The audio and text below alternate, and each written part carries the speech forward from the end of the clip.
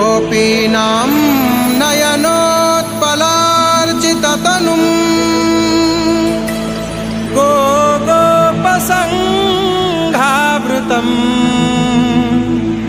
गोविन्दं कळवेणुवादनपरं दिव्याङ्गभूषं भजे।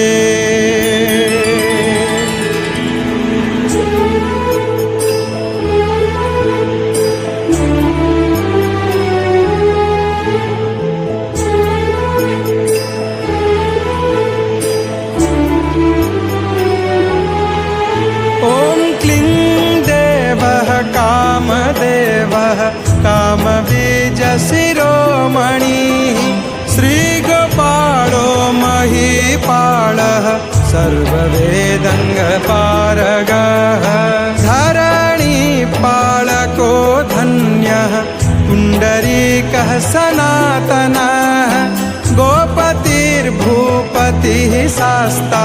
प्रहर्ता विश्वतोमुखः आदिकर्ता महाकर्ता महाकालप्रतापवान्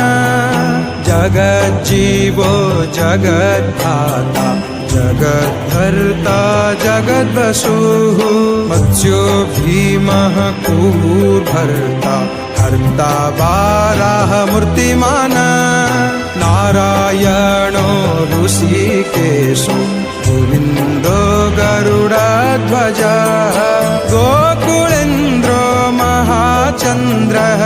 सर्वरी प्रियकारकः